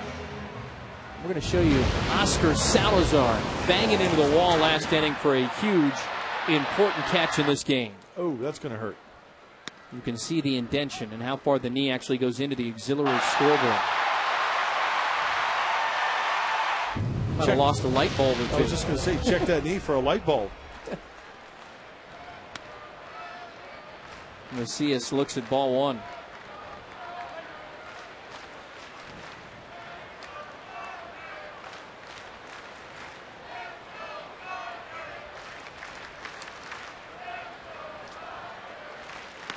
There's a guy probably happy to see the rosters expand tomorrow, meaning he didn't have to go back down to Portland. Yeah, Drew Macias, 5 times up, 5 times down. What a year this kid has had. And he's taken it like a champ. He's not going to get the free trip on Delta to Honolulu in the offseason with all the frequent flyer miles. He knows all the flight attendants and the pilots and everything. Cued off the end of the bat. Zimmerman has it. Nice range there, and a scoop again by Dunn at first. 2 times that Dunn has saved his third baseman of an error. They are really, really pushing Ryan Zimmerman for National League Gold Glove at third, much like the Padres are pushing Kevin Kuzma. Well, Kuz, fewer errors, but about 100 less chances. Zimmerman can get to a lot of balls. This one's scooped out of the dirt from Dunn. And Dunn's not going to win any Gold Gloves over there at first base, but he's doing a fine job over there. Actually started the year out in right field, but when they traded Nick Johnson down to Florida, they needed a first baseman. And so they moved him in from right to first base. And Hundley flies to center, and Livan Hernandez is back to retiring the Padres in order on the fewest amount of pitches he can.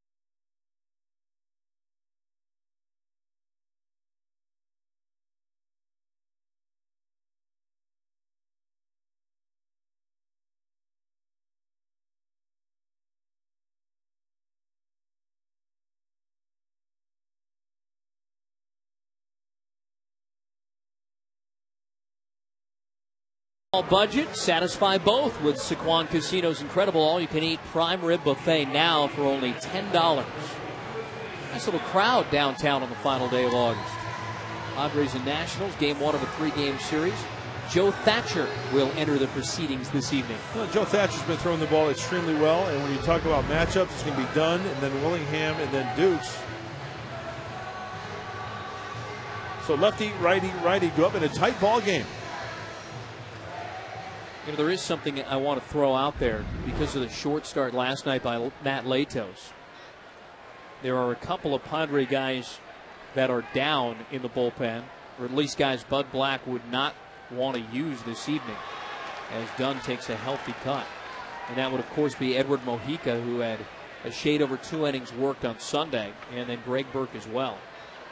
So that would leave Perdomo, Webb, and Gregerson along with the closer Bell. And young Joe Thatcher has thrown some nice innings since being recalled again from Portland. Hey, it's tough as a reliever starting off on the wrong foot and trying to get those numbers back down to respectability. And a tough night for Adam Dunn. He's 0 for 3 with a couple of strikeouts. He just welcomes the fact that Tim Stauffer is not throwing against him and painting the outside corner.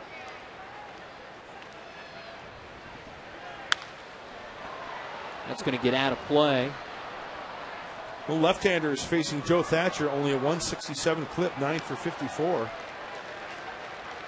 And how about this? We talked about the month of August for the Padres, 14-14, but Joe Thatcher having a nice month of August. 16 appearances in the month, 1-0 with a 1.46 ERA. Nicely done. Prime Minister. And Dunn got underneath it. That's going to bring rain. Who wants it, Gwynn or Venable? And Gwynn will call off Venable and make the catch.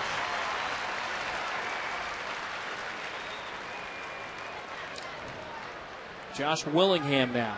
You can go back even further to July the 31st. Thatcher, a 1.19 ERA since July the 1st. 24 games, 22 innings. He will not continue. His work tonight was to get out the tough lefty in Adam Dunn.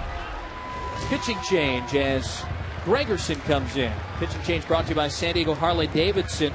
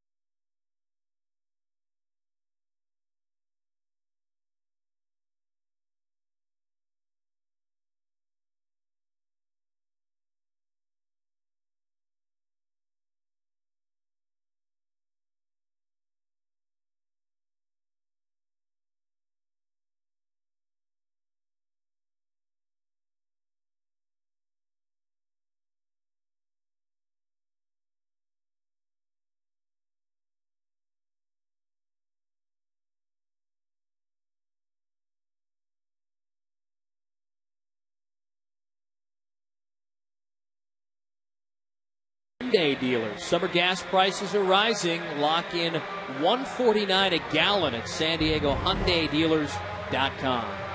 Luke Gregerson, he has not been scored upon in his last 7 outings.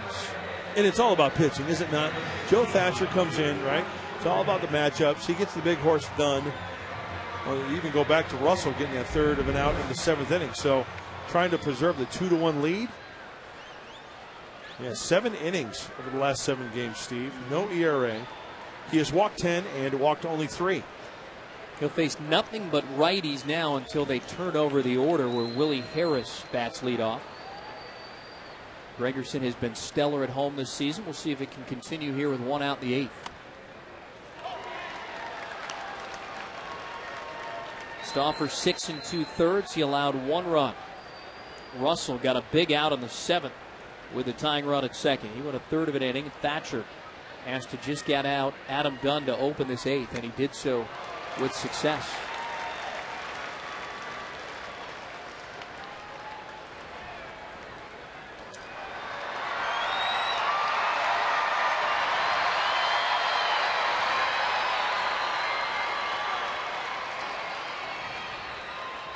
Swing and a miss. Got him. Willingham down on strikes for the 2nd time this evening. They're 2 away. When Gregerson is on with that slider down and away, it's unhittable. You cannot place that slider any more perfectly than right there. I rarely see him throw a bad slider. You know what? When he's on and he needs to expand, though, he'll purposely throw that one off the plate, maybe a 1.5 feet or so. But when he needs to throw for a strike, if he's going to get beat, it's normally on his fastball. When it's a fastball count. Yep.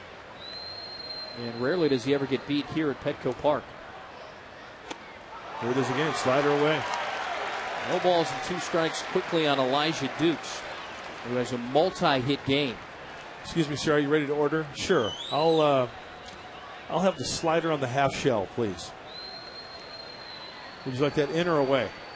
I'll take it away. See ya. And there it is. Check, please. 3 mini sliders doing the trick here. Gregerson comes on. Fans Willingham and Dukes. And the 8th has come to a conclusion here at Petco Park after 7.5 2-1 San Diego.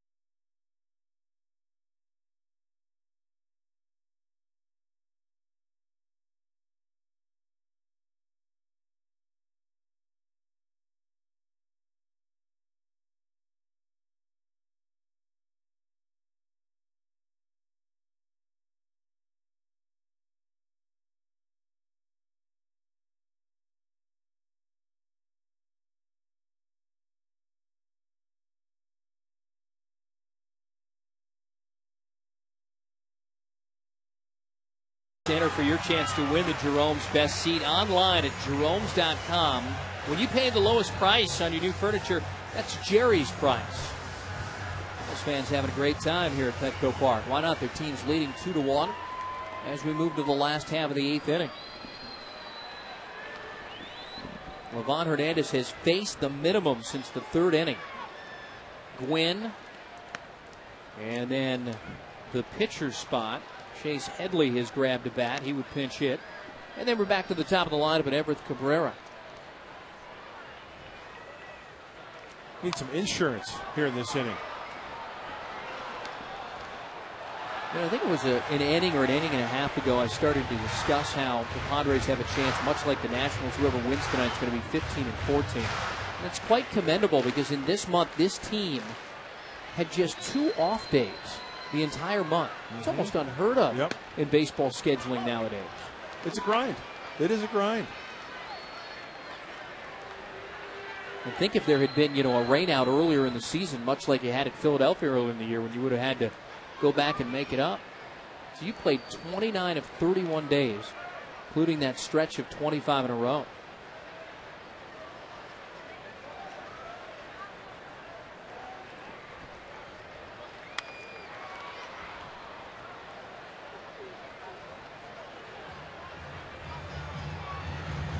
We mentioned Livan Hernandez. He's pitching a gent as well, giving up 2 runs. They came to the first inning, but he has settled down. And he's a guy, we mentioned this before, he can throw a lot of pitches and give up a lot of hits. But he is definitely locked in, being very economical with his pitches. So that's a pitch he wanted Tony Gwynn to swing at. That's into center, and Gwynn is the first out to open the 8th inning. Well, we want to remind you, Padre fans, that Wednesday is officially free and easy at the Del Mar Racetrack. Diamond Club members enjoy free stretch run admission, free reserve seating, and a free program. Plus, enjoy half-price domestic draft beers, sodas, and hot dogs at select stretch run concessions. Get out there. Time running out. 85 pitches, and take a look at this. In the 3rd inning, 4 pitches. 4th inning, 11 pitches. 6th inning, 9. The 7th inning, 8 pitches. Unfortunately for him, he's going to get, if his team can't rally in the 9th inning, one of those rare 8-inning complete game losses. And they're rare in terms of baseball. However, it's happened to him 8 times in his career. So the 3rd, 4th, 6th, and 7th innings, he threw 32 pitches in those 4 innings combined. Far cry from August 6th when he was here in a Mets uniform. Headley pinch hitting, crushes one to right, and that ball is gone. 3-1 San Diego.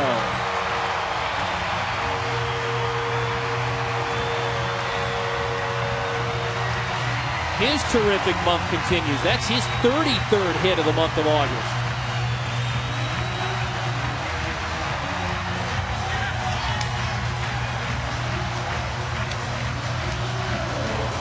Headley with his second pinch hit home run this year. You know, it's nice to see Chase Headley lay into one. You know, a single here, a single there, but this one, a big one, an extra run as we go late into the ball game, and there's no doubt about that one.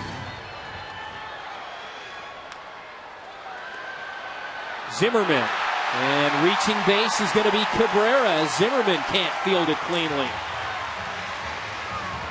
Everett on base for the second time tonight. He'll play infield single. I love that play, especially right after a home run. Right after a home run, you've got your leadoff guy on. You know, the defense is kind of like, oh, you know, it'd been nice to get out of this inning with a 0, you know, keep it at a run, and then all of a sudden, bang. He tried that before. You sneak up on him and you lay down a bunt. I want to say he did that last weekend in Atlanta. Either that or it was Friday night in Florida. Going to have the accounting firm of Dewey, Cheatham, and Howe look it up. Throw over to first to hold Cabrera.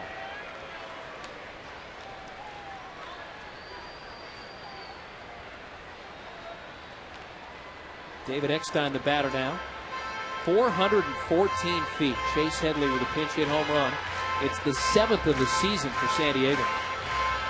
Not a cheapie out there to right field.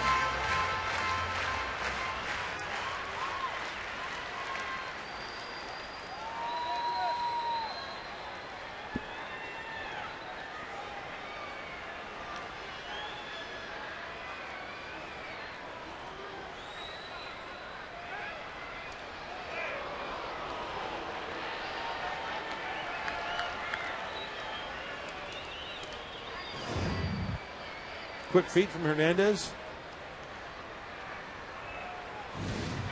Swipe tag from Dunn. Thought he was going to pull our Kent Herbeck there and try to maybe. Backhanded by the second baseman, flip to Gonzalez, throw to first. That's a spectacular double play right there by Pete Orr, who doesn't play much second. Orr to Gonzalez on to first, and the Padre threat ended here in the 8th. However, they do get a very big insurance run.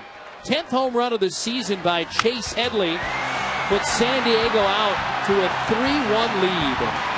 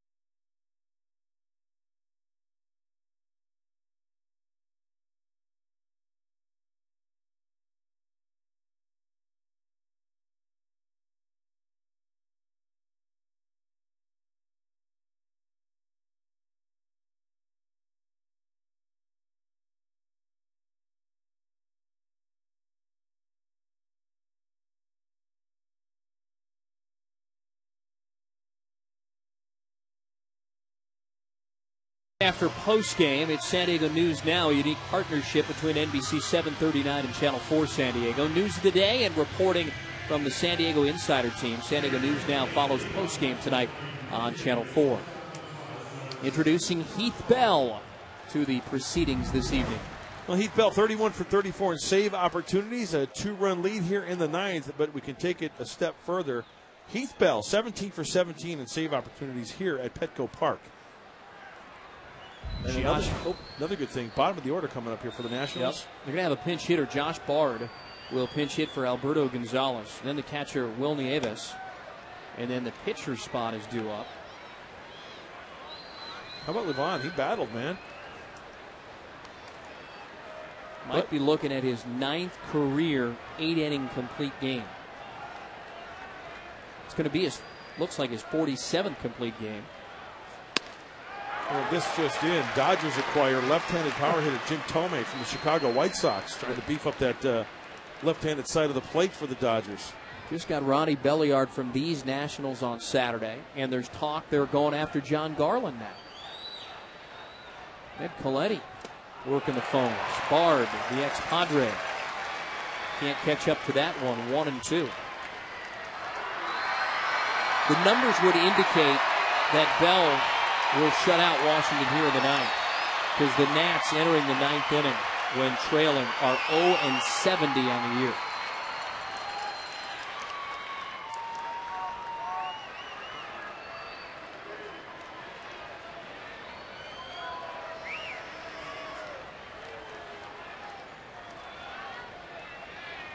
Heath Bell, righties, 112, lefties, 275. Bard stays alive, a ball and 2 strikes. If the Nationals somehow find a way to rally and win this thing, it'll be their first winning month since September of 2007. If not, they're going to lose, or at least post a losing record for their 11th consecutive month.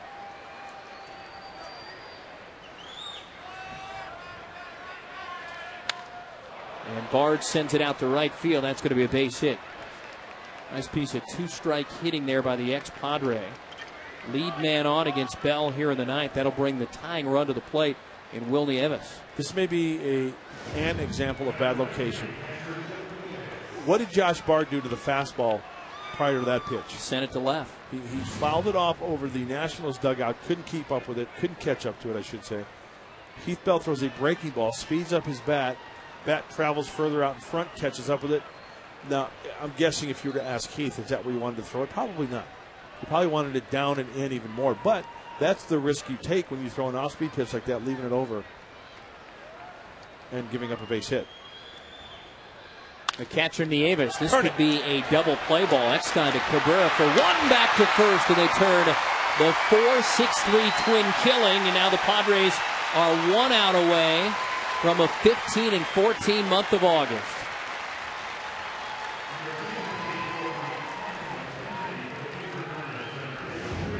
Pretty good feeling when you get a ground ball to a guy like David Eckstein and you feed it over to Everett Cabrera. Those guys have been nails up the middle. The veteran at second base, the rookie at shortstop, thrown it to the Gold Glover to complete that 4-6-3.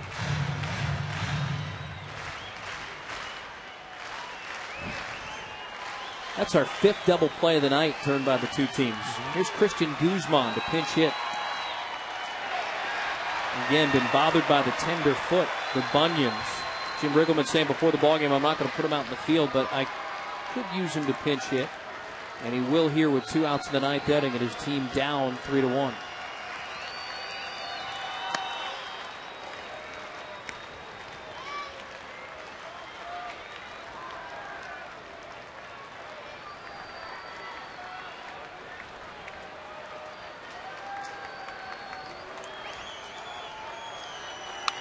Guzman on a couple of hops to short. Cabrera has it, and that's the ball game. Padres get a couple of runs in the first inning. They hold up tonight.